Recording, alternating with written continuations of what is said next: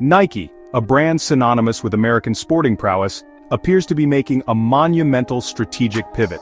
The global sportswear giant is reportedly reassessing its deep-rooted connections to the United States. This signals a potential major shift in its operational focus. The whispers of such a move have sent ripples through the business world. Many are now watching closely to understand the full implications of this developing situation. Increased U.S. tariffs are creating significant financial burdens. Unfavorable trade policies further complicate the American business landscape for global corporations like Nike. Furthermore, the allure of more welcoming markets, particularly in Europe, presents a compelling alternative. These external factors are compounded by challenges brewing within Nike itself. Rising operational costs within the U.S., including labor and environmental compliance, will be scrutinized. Internal company performance and recent leadership changes also play a crucial role in this narrative. For a quintessential American brand, stepping away from its home turf is a profound statement. Nike has long been a symbol of American innovation and athletic achievement. Therefore, any significant reduction in its American presence would mark the end of an era. It would also signal a new chapter in Nike's global strategy. The company seems prepared to navigate this new terrain. Recent U.S. trade policies have significantly altered the financial landscape for companies like Nike. Increased tariffs on imports have inflated Nike's costs. These tariffs apply to essential materials and finished products. Key manufacturing countries like China and Vietnam are affected. Nike must absorb higher expenses or pass them to consumers. This impacts profit margins and market viability.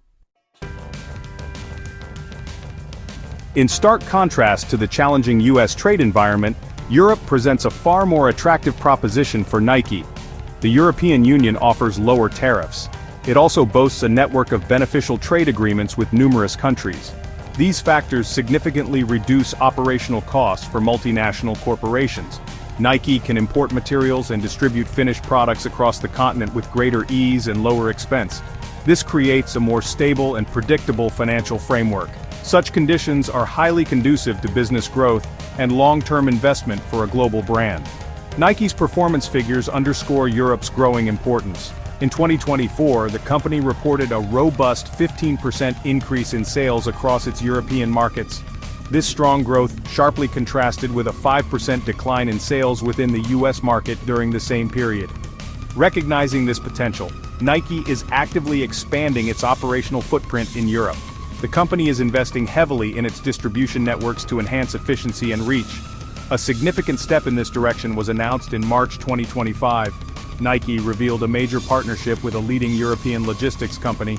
This collaboration is designed to streamline its supply chain across the continent.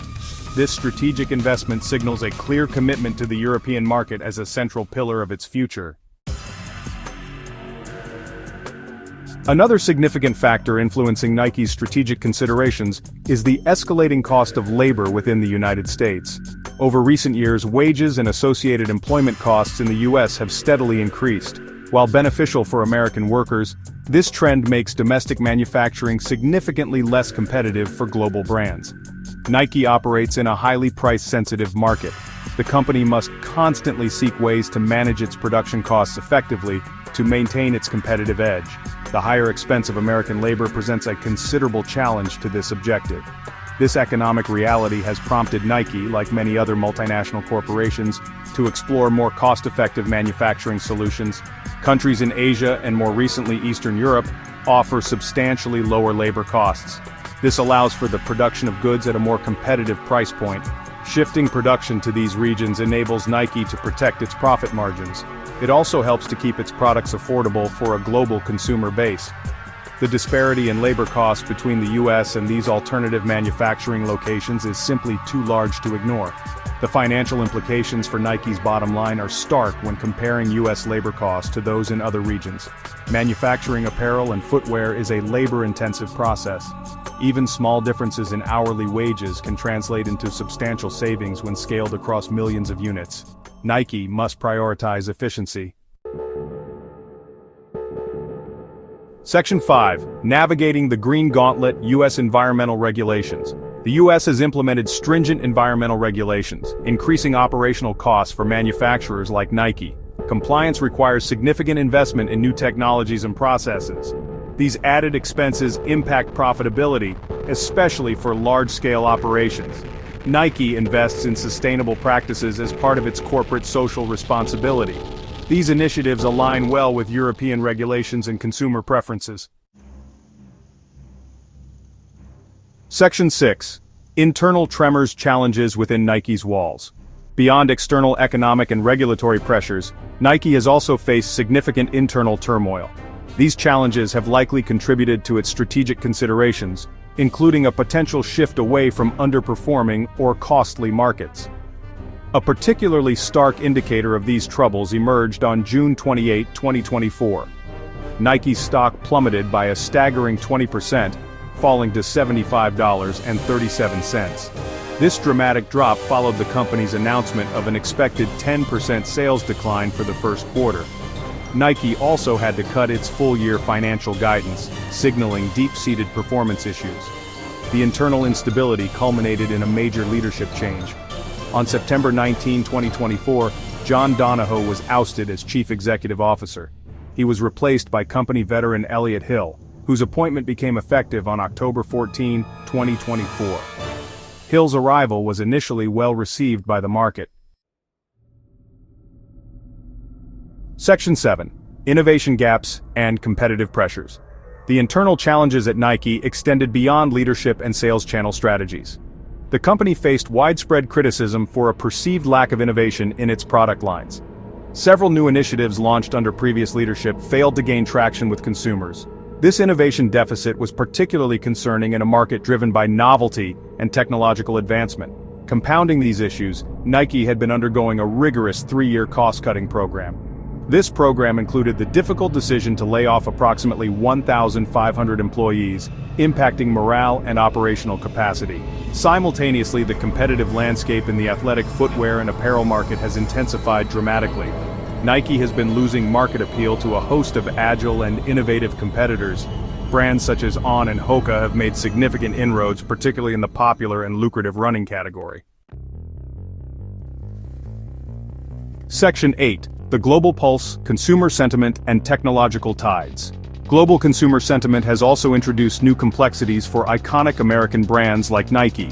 In several countries there has been a growing boycott of American goods. This trend is partly fueled by reactions to U.S. foreign policies.